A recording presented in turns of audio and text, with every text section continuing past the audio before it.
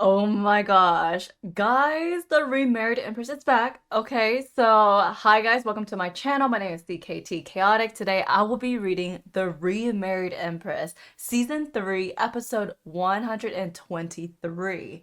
Oh, I am squealing.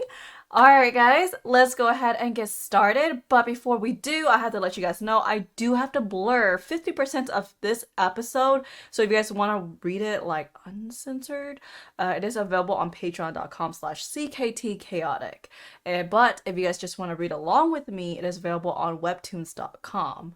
Let's go ahead and get started. So this is a special episode, and so this is not the episode 123. The Remarried Empress, revisited from divorce to remarriage. The Remarried Empress. Oh my gosh, I'm so excited. Navier, the Eastern Empire's perfect empress. Well, His Majesty brought back some filthy girl from his hunting trip. I suppose he took a liking to her because he had us wash that unkept little thing. I'm thinking they're talking about Rashta. One day, Navier found out that the Emperor Sovieshu had taken a pretty woman under his wing. Oh, but even in her squalor, she was a considerable beauty.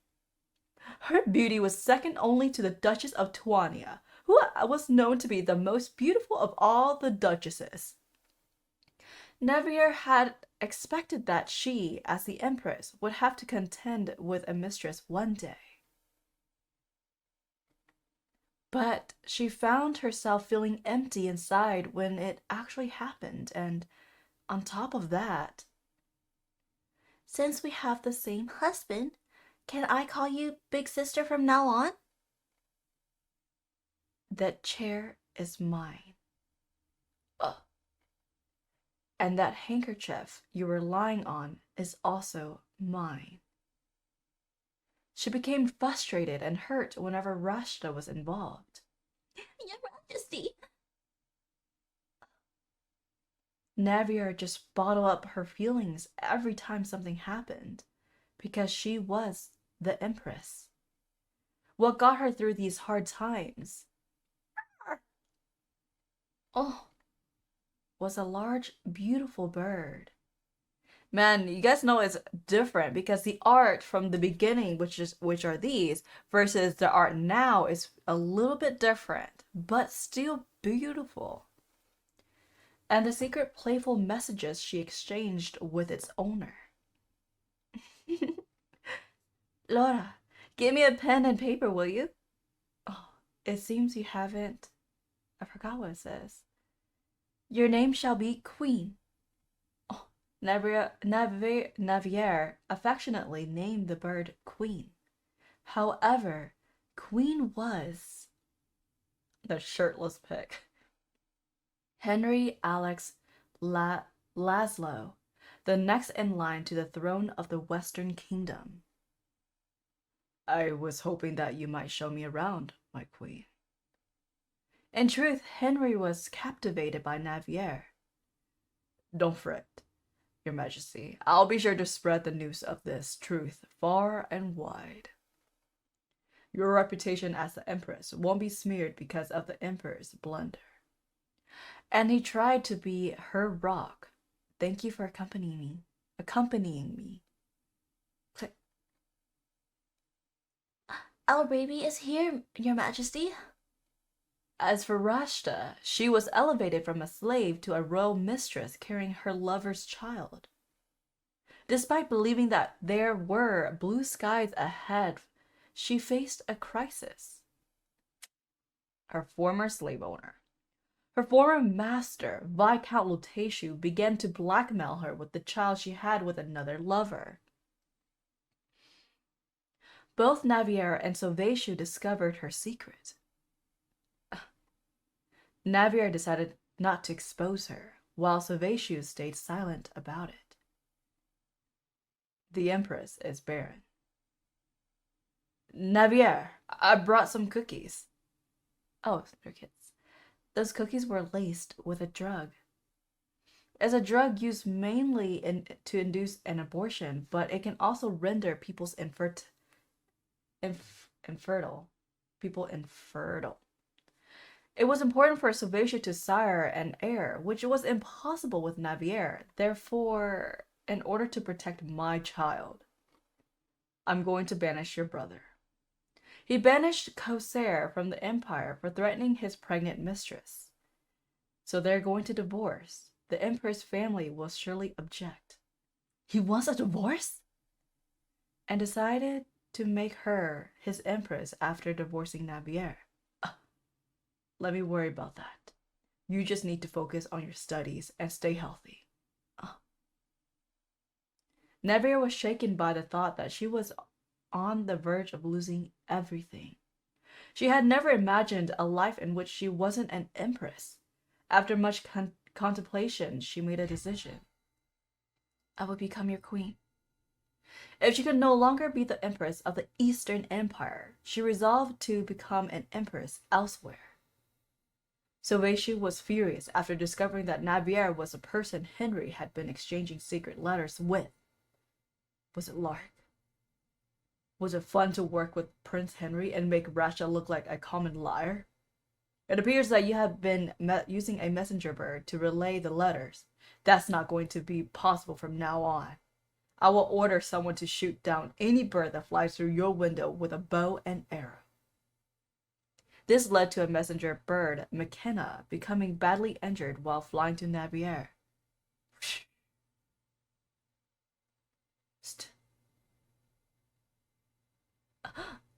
And the conflict between the married couple escalated wildly. A few days later, a blue bird. Navier was relieved when Henry's letter arrived via a brilliant method. I met your brother. He looks a lot like you.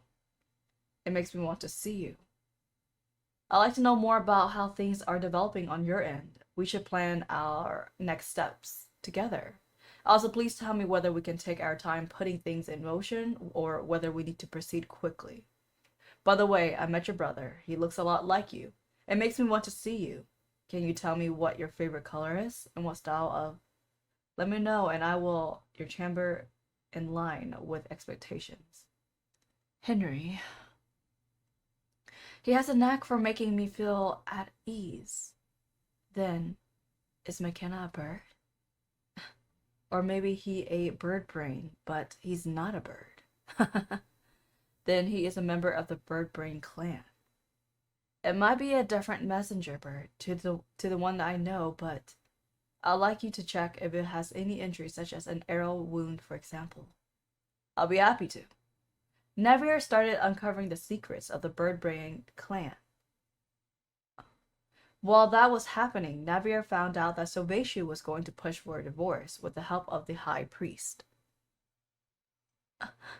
Henry rushed over to Navier. Does he want to hug me? My queen, do you mind if I give you a hug? I don't mind. At long last, the divorce trial began. I accept, and I request an approval of my remarriage. I accept Empress Navier's request to marry King Henry. The high priest approved Navier's divorce from Sovieshu and granted her request to marry Henry. Filled with rage, Sovieshu detained Navier in her estate to prevent her from traveling to the Western Kingdom. However, she arrived in the Western Kingdom with the help of Ergi and Henry. All hail their majesties, the king and queen! Once they were married, Henry made no secrets of his love for Navier. I don't know if it's because Henry is younger than me, or because he's a rake. He says sweet things like they're not a big deal. I don't hate that, but she didn't think that she loved him, but she didn't mind it. Eventually,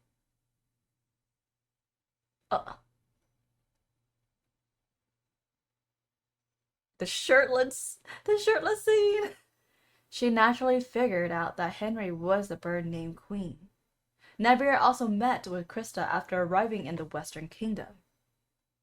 Krista had a lot of influence as the former queen consort from high-ranking noble family. But she couldn't get along with Navier due to her infatuation with Henry. In the end, the two became rivals. Navier began building up a faction of supporters in her new kingdom. A military order that she knew from her days in the Eastern Empire came to her aid. They were the Order of the Shadow, also known as the Transnational Order of Knights. Amlandre, the leader of the 5th Division of the Order of the Shadow. Navier then received a letter from Sovieshu that reviewed everything. It's my fault for not telling you the plan in advance and not asking for your understanding. But believe me on this. The current situation was only supposed to last for a year. I was planning to return everything to the way it was afterwards. Navier made it clear to him that things were over between them. I didn't send a response. I'm your wife now, Henry. And relieved Henry of his worries. However, I wish that you weren't married to another man. Sovieshu was unable to forget Navier even after marrying Rashta.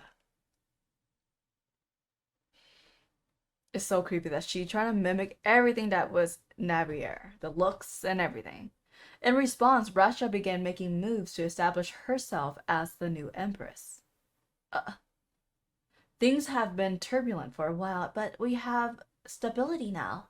It's time to usher in a new era. I want to get along with you all and be on good terms with all of you. Krista was trying to grow her own group of supporters to take on Navier. Navier and Henry's wedding was fast approaching. It won't be her first time. If she ends up feeling disappointed after finding out that I'm not a perfect husband. For some reason, Henry became worried about the long-awaited day. The remarried Empress. And so it begins! Let's go. Grand Duke Kaufman. I remember this now. Bring out some refreshments for my guest. Yes, Your Grace. So what brings the former queen to my chambers? So you already know who I am. As a member of the royal family, it is my duty to welcome such an honored guest who has traveled far away. Is that so? Why he being so curt? Does he think he can act like that just because he's a foreign Grand Duke? Her lady-in-waiting seems to have very firm views. Have you encountered any issues that might inconvenience you during your stay? Let me know if there's anything you need. I'll do my best to help. That won't be necessary. I asked the person in charge if I need any help. Oh, that's like a slap in her face. I see. I suppose that even visitors from abroad think that it isn't the former queen's place to get involved in court affairs. I don't think this man cares for anyone. What do I do? How can I get him on my side so I can restore my influence at court? I asked around about the situation here while you were with the king. So it was true. She's trying to fight with Navier to maintain her influence. That's foolish. Why did that woman have to go for Henry when she is acquainted with a striking man like the Grand Duke? I apologize for taking up your time. I know you must be tired from the journey. I should take my leave. One moment. You should at least have your coffee before you leave. The Remarried Empress, episode 123. The Eastern Empire. Baron Lante told me that you want to manage the imperial family's budget. It's just that I don't know what I should do now that I'm the Empress. That's why I wanted to start with something I've learned to do. I thought I made it clear that you'll only be the Empress for a year. Yes, but I want to be a good Empress, even if it's just for a week and not a year. Your Majesty, only asked Baron Lonti to take over the finances because of Viscount Loteshu, not me. He holds no influence over me anymore. If that's what you want, then let's start with something easier. You can join me for my daily audiences with my subjects. Dum dum. That's not what I wanted. In order to quickly repay my debt to the Duke and prevent the Viscount from plotting against me, I need... It's not that I need the money back urgently. I just want you to seize control as a new Empress. You don't want to be a mere figurehead, even if it's only for a year, do you? Oh. There's no need to be anxious. This is only the beginning. I understand. If this goes on, the nobles will continue to look down on me, and the public will remember me as the incompetent Empress who only kept the seat warm. I can't let people keep on disrespecting me when I'm now the Empress. You declared the journalists that you would be an Empress who would be on the side of the common people. Yet, here you are claiming you want to be close to the nobles now that you're on the throne. Then, am I allowed to punish the nobles when they belittle me? Belittle you? Marquise Falhan mocked me at the first tea party I hosted as the Empress. Oh, yes, I heard about that. You might have taken it as an insult, but it wasn't serious enough to deserve punishments. He didn't do anything, even though he knew about it. But he insulted me in front of all my guests. He was just repeating what you said, wasn't he? She is so whiny. I don't like her. I don't know why you're fretting so much over it. He'll never be on good terms with you due to his position. You'll only attract more ridicule if you react to every perceived slight, so just ignore him. He looks so done. I don't know if he sincerely care about her anymore, but like this reaction right here, like his face, just be like, oh, you know.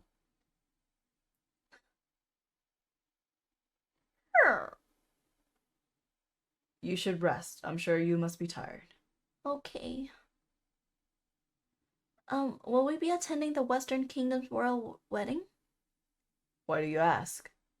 Since they attended our wedding, I wanted to return the favor and celebrate the new chapters of Queen Navier's life. Is that what you really want? I can't say I'm not afraid that she'll harass me again. God, she always playing victim is so annoying. But... Let me think about it. Aren't you going to sing our baby a lullaby tonight?